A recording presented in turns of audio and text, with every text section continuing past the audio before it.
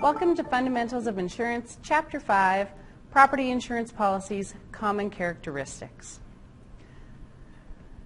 This content is basically the same as Personal Lines Level 2 Licensing, Chapter 2, Habitational Insurance. So we're going to start off with no standard policy.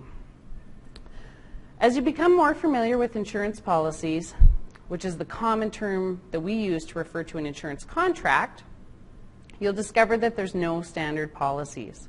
There are, however, some common characteristics between all property policies. What insurance companies do is they take those common characteristics and then they add on to them to either enhance coverage or add coverage on. Now there's two basic types of policies out there. There's a named perils policy where the perils that are covered are the ones that are specifically listed in the policy. And there's an all-risk policy. What all-risk really means is that all risks are covered subject to the conditions and exclusions listed in the policy. So in other words, it's way easier for the insurance company to list what's not covered under an all-risk policy than to list all the what-if situations that would be covered. Now, every insurance policy out there is going to identify what property is insured and the location that it's insured at. Most insurance companies only cover property at the stated location. Okay? And the property that's automatically covered is going to be Section A, the dwelling building, Section B, detached private structures, and Section C, personal property. So we're going to talk in a little bit more detail about what each of those sections are later on in the course. Now, insurance policies insure direct damage only. So if you want to think of that as being, they're only going to cover the damage for the insured item by the insured peril. Any resultant damage that follows could be called indirect loss, okay? Now, some indirect loss under personal lines policies is covered. For example, consequential loss of food in a freezer would be covered. Under commercial lines policies, indirect loss isn't covered and would need to actually be added on to the policy. The fourth thing that's common to all insurance property policies is that they may contain conditions or warranties. So what is a condition? What is a warranty? Let's look at those. A condition requires that an insured do or not do something, and it deals with the important coverage areas.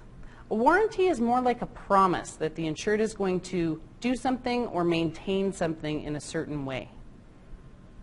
And you may find those in different types of insurance policies. Warranties are more often found on the commercial end of things. Now, every insurance policy is going to contain exclusions. There's going to be certain things that aren't insured. So those generally fall into two categories: property not insured and losses not insured. Now, property that's excluded is most often going to be because that property is better insured elsewhere, or better insured under a different type of policy, if you want to think of it that way. Losses that are excluded can either be things that are better insured elsewhere, or they might be uninsurable, like the peril of war, for example. That's always going to be excluded because it's considered to be uninsurable. Every insurance policy is going to contain a deductible clause. So we talked earlier about what a deductible is. It's the portion of the risk that the insured retains, okay? It's the amount of money that they would pay out in the event of a claim, and then the insurance company would cover the rest if it is covered under the policy, okay? Insurance isn't intended to pay for a whole bunch of small little losses. So the deductible is a way for the insurance company to ensure that the insureds are only putting through claims for bigger claims, not all the small little ones. The administrative costs that come along with putting through a claim are quite high. So the less amount of claims that go through, the less administrative costs that the insurance company is going to incur. Now, there are a variety of deductible options out there for clients to choose from. Most insurance companies have a minimum deductible, the lowest amount that the insured could choose. You as the broker are really going to have to work here with your client to determine what deductible is the right amount for them. Now, general rule of thumb is the higher the deductible, the lower the premium. Most insureds might think, oh great, I'll just choose a really high deductible and then my rate will be lower. Well, you as the broker are going to have to explain to them that yes, they may choose a higher deductible and have a lower rate, but that's the amount that they're going to have to pay in the event of a claim. So they need to have that amount of money readily available in case there is a loss. All insurance policies are going to describe how claims are paid. So every property policy discusses the method in which things are going to be paid, what method they use to determine the value of each item. All of that's going to be included, okay? We talked earlier about the pair and set clause and the parts clause. So I'm not going to go into further detail here, but please review that section of the course. I am going to talk a little bit about guaranteed replacement cost here. Now, guaranteed replacement cost is an option that's available with some insurance companies.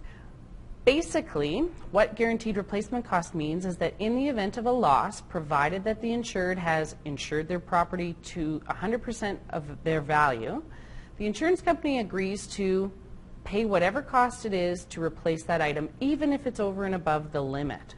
So if we look at an example, let's say an insured has a house that's worth $200,000 and they insure it for the $200,000 that it's worth. They have a guaranteed replacement cost coverage built into their policy, and in the event, let's say it's a total loss due to fire, the insurance company will come in to rebuild, repair, or replace their home with similar kind and quality materials. Now, let's say that it actually costs $225,000 to replace that home. The insurance company will pay the $225,000 even though it's over and above the limit of insurance. So this is a really great option. If it's available, you should be adding it onto your insured's policy. Sometimes it's even no cost. So something to think about there. The one thing I would say is that any increased costs due to bylaws, for example, if building codes have changed and now it costs a little bit more to get things up to code, then those costs aren't going to fall under the guaranteed replacement cost coverage. Those would be the responsibility of the insured to foot that bill. Now, all policies are going to contain a standard mortgage clause. Okay, this clause protects the mortgagee's interest. So if you want to think of our homeowner example, that's the bank that's providing the mortgage. It's the bank that's going to be protected by this clause. Basically, this clause states that in the event that the insured breaches any policy condition, the insurable interest of the bank would still get paid out by the claim. Even though the claim may be denied to the insured, the bank would still get their money. Now, it also covers that the insurance company would notify the mortgagee in the event that coverage has been reduced or canceled. So it makes sure that that mortgagee or whoever has insurable interest there is going to be notified if the policy is canceled. Their insurable interest is essentially going to be protected that way. And that concludes our chapter.